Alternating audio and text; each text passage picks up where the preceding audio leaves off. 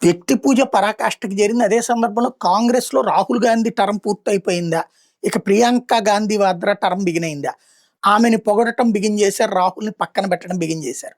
ఇమ్రాన్ మసూద్ అనేటటువంటి వాడు. ఆ మసూద్ అజార్ టైప్‌లోనే పేరుంది ఈడు కూడా. కాంగ్రెస్ పార్టీకి సంబంధించినటువంటి పార్లమెంట్ సభ్యుడు. తాజాగా ఓ స్టేట్మెంట్ ఇచ్చాడు. బంగ్లాదేశ్‌లో అల్లర్లు ఆగాలంటే, బంగ్లాదేశ్‌లో విధ్వంసం ఆగాలంటే ప్రియాంక గాంధీ వాద్రా ప్రధానమంత్రి అవ్వాలట. ఇది అయ్యగారు సూచించినటువంటిది. అంటే బంగ్లాదేశ్‌లో గొడవకి ఈవిడికి ఏంటి సంబంధం? బంగ్లాదేశ్‌లో అల్లర్లు చేస్తే భారతదేశంలో ప్రధానిని మారుస్తారా? కామన్ సెన్స్ కూడా లేదు. ఇట్లాంటి సన్నాసులు ప్రధానమంత్రులయ్యారు. మైనారిటీ కోటా కింద అయ్యాడు. బంగ్లాదేశ్‌తో పక్కన హిందువుల మీద అరాచకం జరుగుతుంటే అంటే అక్కడ హిందువులు కాపాడాలంటే ఇక్కడ ప్రియాంకని ప్రధానమంత్రిని చేయాలా?